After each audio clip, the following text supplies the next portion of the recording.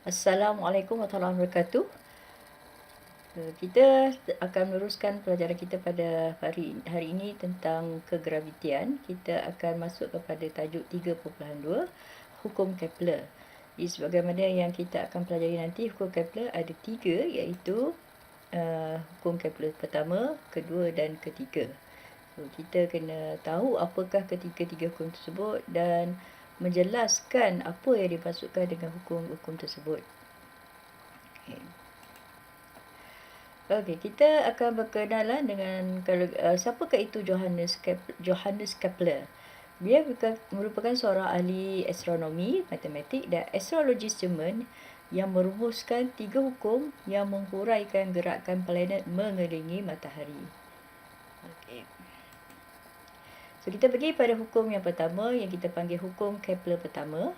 So, hukum Kepler pertama mengatakan bahawa orbit bagi setiap planet adalah elips dengan matahari berada di satu daripada fokusnya. Maknanya planet mengelilingi orbit dan orbit tersebut berbentuk elips di mana matahari berada di tengah-tengah elips tersebut. Contoh beginilah. So ni adalah matahari. So ini adalah planet. So ini yang bulat ni adalah yang biru ni, garisan biru ni adalah orbit. Yang mana planet ni akan mengelilingi orbit yang berbentuk elips. So matahari berada di tengah-tengah. Jadi kita akan buat satu aktiviti yang mudah untuk melukis elips, bentuk elips. Jadi dalam kelas ni kita tak dapat, dalam kelas online ni tak dapat buat lah kan. Jadi kita akan buat bila berada di makmal nanti. So kita perlukan satu kertas putih, pensel, 2 paku payung atau thumbtack dan 1 benang. Jadi apa yang kita perlu buat ialah kita lukiskan di sini. Yang ini kita panggil paksi minor, yang ini ialah garisan paksi major. Okey, kita letakkan paku di sini F1. So ini kita panggil titik F2. Okey, So ikat 2 hujung benang masing-masing kepada 2 paku payung itu, tegangkan benang dengan mata pensel, gerakkan pensel dari paksi major di sebelah F1 ke paksi major di sebelah F2 untuk melakar bentuk elips. Okey, so kita tengok video ni. Okey.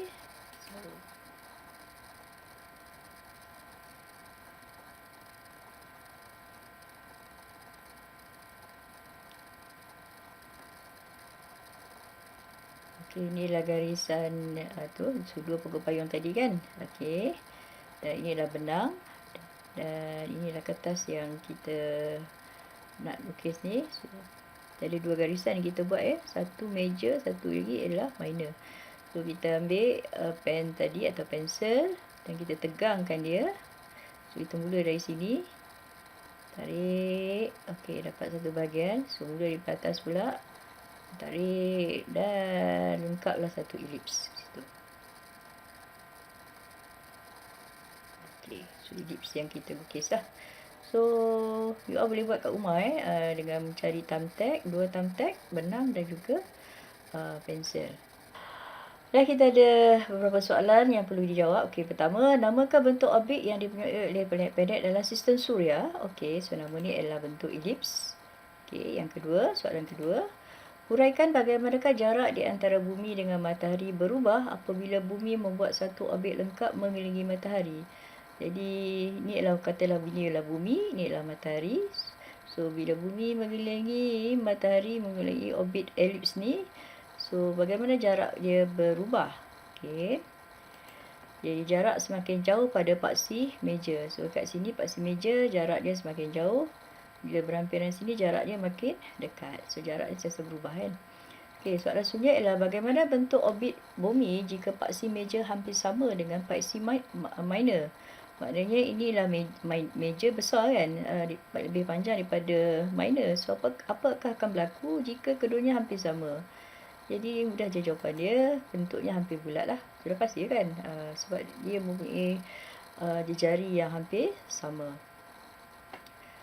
Okey, so itu teruskan lagi, kita tengok gambar rajah ni. So planet-planet dalam sistem suria mempunyai orbit berbentuk elips. So yang poin pertama untuk hukum Kepler pertama, planet-planet dalam sistem suria mempunyai orbit berbentuk elips. So orbit berbentuk elips. Okey, poin yang kedua, matahari sentiasa berada di satu fokus bagi elips itu. So matahari sentiasa berada di tengah-tengah, bukan di tengah tapi di satu fokus. Okay. Poin yang ketiga, paksi major lebih panjang daripada paksi minor. So inilah paksi major lebih panjang dari paksi minor. Kebanyakan orbit planet sistem suria mempunyai paksi major hampir sama panjang dengan paksi minor. Dan planet-planet dianggap membuat gerakan membulat mengelilingi matahari. So bila dia hampir, maksud tadi kita kata dia hampir membulat kan. Jadi planet-planet dianggap membuat gerakan membulat mengelilingi matahari.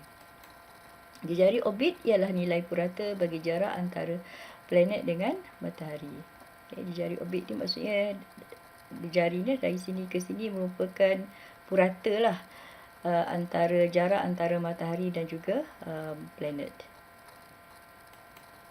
Okey, itu hukum yang pertama. So mari kita pergi pada hukum Kepler kedua. Hukum Kepler kedua mengatakan bahawa garis yang menyambungkan planet dengan matahari akan mencakupi luas yang sama dalam selang masa yang sama apabila planet bergerak dalam orbitnya. Okey. Agak susah. Kita tengok melalui gambar rajah ni. Okey. So jika sebuah planet mengambil masa yang sama untuk bergerak dari A ke B, mana ni A ke B dan C ke D, okey, masanya sama. Maksudnya masa daripada A ke B sama dengan masa daripada C ke D. Jadi luas kawasan sinilah A, F, B adalah sama dengan luas kawasan C, F dan juga D. Ini adalah hukum Kepler yang kedua. Jadi jarak AB adalah lebih besar, jarak AB lebih panjang daripada jarak CD kan. Dan planet itu bergerak dengan lebih laju linear yang lebih tinggi. Maksudnya planet bergerak lebih laju lah daripada A ke B berbanding daripada C ke D. Okey, macam tu. Ini perlahan. So kat sini semakin laju kan. Dia semakin laju. Dan bila sampai sini planet bergerak semakin perlahan. Okey. So, itu adalah hukum Kepler yang kedua. Okey, sekarang kita masuk yang terakhir, hukum Kepler ketiga. Okey, hukum Kepler ketiga mengatakan, ini ada matematik ni. Kuasa 2 tempoh orbit planet adalah berkadar terus dengan kuasa 2 jejari orbit. So, kita ada dua sekarang ni pun boleh ubah. Pertama ialah tempoh orbit. Yang kedua ialah jejari orbit. Okey. Right. Kita tengok sini. Jadi matahari di tengah-tengah. Okey, ini adalah planet-planet yang mengelilingi matahari melalui orbit masing-masing. Jadi kita di sini, planet yang mengorbit dengan jejari yang lebih besar akan mempunyai tempoh orbit yang lebih panjang. So ini tempoh maksudnya ialah masa yang diambil untuk membuat satu pusingan orbit tu. Itu yang kita panggil tempoh kan. Jejari itu ialah jarak antara, katakanlah ini ialah matahari ke planet. Itu adalah jari. Jadi sekali lagi, planet yang mengorbit dengan jari yang lebih besar akan mempunyai tempoh orbit yang lebih panjang. Maknanya planet yang lebih jauh daripada matahari mengambil masa yang lebih lama untuk melengkapkan satu orbit mengelilingi matahari. Contoh di sini, bumi mengambil masa, mana bumi? Bumi mengambil masa 1 tahun untuk mengelilingi matahari. Zuhal, mana Zuhal? Okey, Saturn. So Zuhal mengambil masa 29.5 tahun untuk mengelilingi matahari. Jadi itulah masa yang berbeza sebab orbit yang berbeza kan. Jejari yang berbeza. So lagi besar jejari, lagi lamalah tempoh orbitnya. Okey. So, itu adalah hukum Kepler yang ketiga. So, kita pergi lebih lanjut lagi. Okey, jadi dari segi matematik, dia tulis ini T kuasa 2 berkadar terus dengan R kuasa 3, yang mana T ni ialah tempoh orbit untuk bagi planet mengelilingi orbit, masa yang diambil lah untuk planet mengelilingi satu orbit, dan R ni ialah radius orbit. Contoh kat sini, so ni matahari, so dari sini ke sini adalah radius dia, ataupun dari sini ke sini adalah radius. So masa yang diambil untuk pusing satu pusingan ni kita panggil tempoh. Okey, kita pergi tengok contoh planet dan tempoh orbit. Mercury utarit lah 0.2 tahun, Venus 0.6 tahun, Bumi 1 tahun, Marikh Mars 1.9 tahun, Jupiter 11.9 tahun, Saturn 29.5 tahun, Uranus 84 tahun, Neptune 164.8 tahun. Lamanya masa. Kita pergi kepada matematik untuk kita membuktikan hukum tadi. So kita ada tadi, kita belajar tadi hukum Kepler 3 boleh dirumus menggunakan hukum kegravitian semesta Newton dan konsep gerakan membulat yang kita dah belajar pada tajuk 3.1 yang lepas. Jadi planet melakukan gerakan membulat mengelilingi matahari. Dan daya memusat yang bertindak ialah daya graviti antara matahari dengan planet. Okey. Jadi planet berpusing kerana ada daya memusat yang menarik ke arah matahari. Jadi kita tengok dari segi maklumat, jisim matahari kita pakai M besar, jisim planet M kecil, jari orbit R, jarak dari sini tengah ke planet. Daya graviti yang bertindak ialah F, laju linear, maksudnya planet bergerak dengan laju linear V. Dan tempoh orbit kita letakkan sebagai T besar. So, mari kita terbitkan persamaan yang kita bincang tadi. Okey, yang pertama, kita tahu bahawa daya memusat sama dengan daya graviti. Daya memusat kita dah belajar pada pelajaran lepas, iaitu formula dia ialah mv kuasa 2 bahagi R. Dan daya graviti yang formula yang bermula kita belajar iaitu apa? G, M besar, darab M kecil, bahagi R kuasa 2. Okey, kita pemudahkan persamaan ni, apa yang kita boleh potong, M kecil kita boleh potong. Jadi kita tinggal, so R kita potong juga ni, sini. Jadi tinggal V kuasa 2 bersama dengan G M kuasa 2. V kuasa 2 bersama dengan G M bahagi R. Okey. Kemudian kita teruskan lagi, ukur lilit, orbit tu adalah diberi oleh formula 2 pi R. Kan, 2 pi R, yang mana R ni adalah jejari orbit kan. Okey. Dan kita ada satu lagi formula, laju V sama dengan jarak dilalui dalam satu orbit lengkap bahagi dengan tempoh orbit. Kan, kita tahu ialah ukur lilit tu, jarak tu ialah satu ukur lilit lah kan, perimeter, iaitu 2 pi R. Tempoh orbit kita letak tadi apa? T. So kita ada persamaan yang sebenarnya 2 pi R bahagi T. Kemudian apa yang kita buat ialah, kita tengok daripada persamaan sini, so kita ada V kuasa 2 bersamaan dengan, kita gantikan je lah persamaan ni, masukkan dalam V di sini, so kita dapat apa?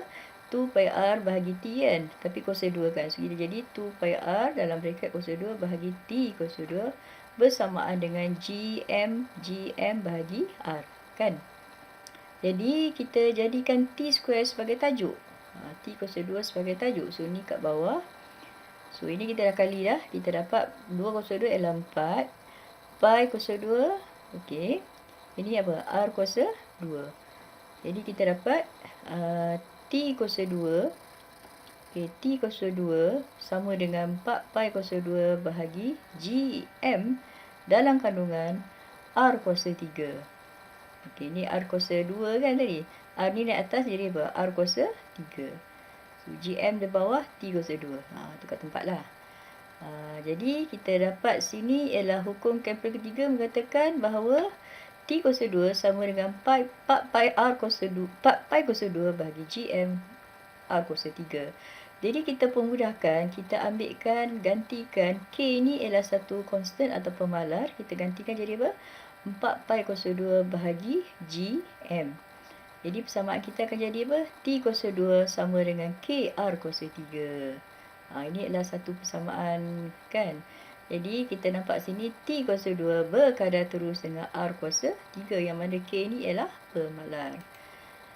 Jadi kita dapat dari sini tadi, So, T kuasa 2 berkadar terus dengan R kuasa 3. Yang mana T tu ialah tempoh orbit, R tu adalah jari orbit.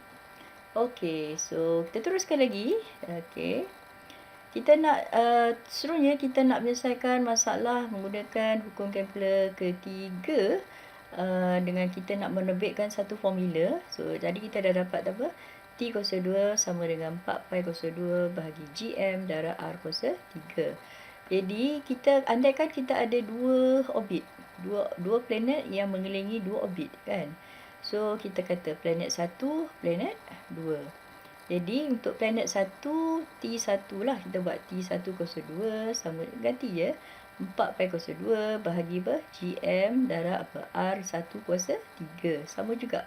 Untuk planet kedua, kita ada T2 kuasa 2 sama dengan 4 pi kuasa 2 bahagi GM R2 kuasa 3. Jadi, kita permudah lagi persamaan ni. Apa kita buat? Kita gantikan K tadi dengan apa? 4 pi square over GM, kan? So, kita dapat persamaan ni lah. Lebih mudah, kan? So, kita dapat T1 kuasa 2 sama dengan K R1 kuasa 3. T2 kuasa 2 sama dengan apa? K R2 kuasa 3. Alright. Jadi, kita jadikan K sebagai tajuk. So, kita dapat T1 kuasa 2 bahagi R1 kuasa 3 sama dengan T2 kuasa 2 bahagi R2 kuasa 2. So, ini merupakan rumus lah yang penting untuk kita menyelesaikan masalah menggunakan hukum Kepler yang ketiga. So, ini dia punya formula ni lah. Kita ada dua planet. Okey, mari kita selesaikan satu contoh soalan. Okey, dalam buku modul So, rajah menunjukkan planet Bumi dan Marikh yang mengorbit matahari. Okey, ni Bumi, lepas tu kita ada Marikh. So, Bumi ni kita buat satulah. Marikh planet yang kedua, Bumi matahari. Diberi jari Bumi ialah 1.5 darab 10 kuasa 11 meter. Tempoh orbit Bumi dan Marikh ialah masing-masing Bumi 1 tahun, Marikh 1.88 tahun. Hitungkan jari orbit Marikh. Maksudnya dari sini, jarak daripada matahari ke Marikh. Okey, jadi kita letak dulu maklumat kita. Ini maklumat yang diberikan. Okey. Jadi nak cari jari R Marikh, tapi kita tak tahu lah. So, kita letak R2 sajalah. Okey. Jadi, kita akan pakai formula ni. T1 kuasa 2. Okey. So, kita gantikanlah maklumat yang ada. So, cikgu tunjuk kat sini. So, kita ada T, mana ni? Ni untuk tahun So, unit dia tahun. So, unit sama, so tak payah tulis, tak apalah. So, ni 1 untuk Bumi, kan? 1 tahun kuasa 2. Marikh pula 1.88 tahun kuasa 2. So, ni dah selesai lah yang ni. Okay, jari pula. 1.5 darab 10 kuasa 11 kuasa 3. Gantikan ini Bumi. Yang ni yang nak cari, kan? Okey. So, kita selesaikan. Kita dapat ni lah. Ada dia. So, ni. Yang ni, kan? Yang ni bawa di atas. Dapat yang ni. Yang ni turun ke bawah. Kuasa 2, kan? Ni kuasa 2 tapi dapat 1, kan? Okey, so macam mana kita dapat R? Okey, mari cikgu kita buat sama-sama. 1.5 darab 11 ini, kan? Tutup bracket.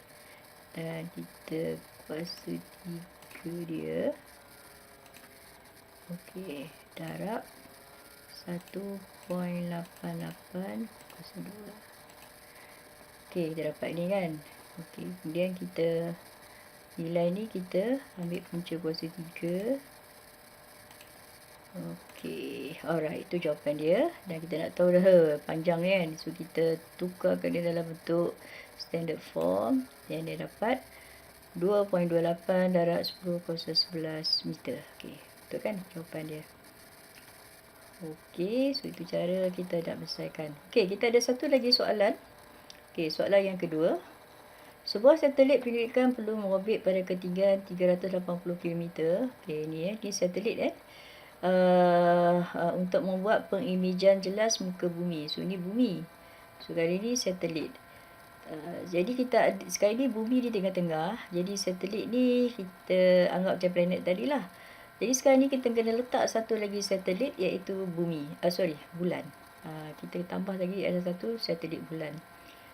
Jadi sekali tadi matahari ada 2 planet, kan? Sekarang ni Bumi di tengah-tengah. Maka kita ada satelit kita kena ada 2 lah. Satu kita ambil sebagai bulan. Satu lagi satelit yang kita lancarkan. Jadi maklumat diberikan. So kita tengok lebih lanjut sini. So radius satelit, mana satelit? So, ni ialah satelit. Dia bagi jarak dia ialah 380 kilometer kan. So, 380 darab 10 kuasa 3 dan kita kena campur dengan jari bumi. Sebab dia daripada pusat sampai sini, jari bumi, campur dekat sini kan. Sebab tu kita dapat R1 dan kita dah kira. Cuba you kira. Cikgu kira dapat 6.75 darab 10 kuasa 6 meter. Guna kalkulator untuk tekan ni. Okey. Okey, radius bumi, radius bulan diberi lah. Dalam maklumat diberi. Ke diberi kan? Mana dia? Ni. Mana dia? Okey.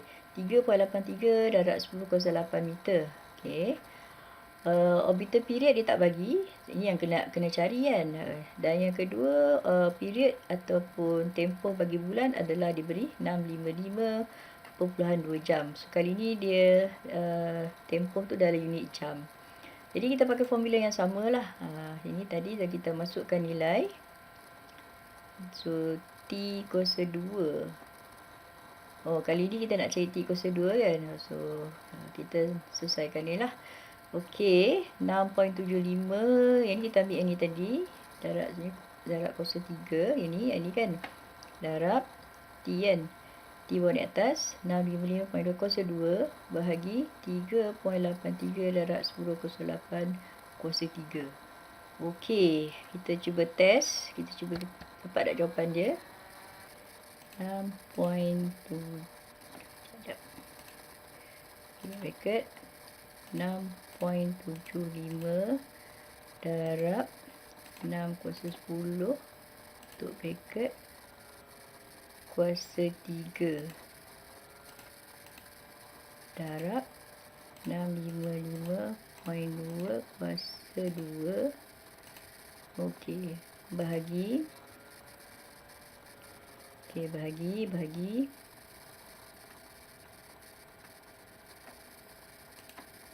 Okey. 3.83 darab 8 kuasa 10 kan. Tutup.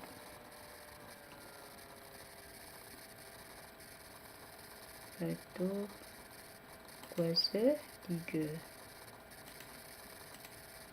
Okey, lepas tu yang ni kita buat apa? Ambil punca kuasa 2. Okey, dapat jawapan lah. So, dapat 1.53 jam. Panjang ya. 1.53 jam lah cikgu ambil sini. Okey, alhamdulillah dapat jawapan. Okey, tu caralah kita nak gunakan formula yang ada ni untuk menyelesaikan masalah hukum Kepler yang ketiga. Okey, sampai di sini sajalah topik kita untuk hukum Kepler. So, harap anda semua dapat ikut, dapat faham. Kalau tak faham, boleh PM cikgu. Okey, Assalamualaikum warahmatullahi wabarakatuh.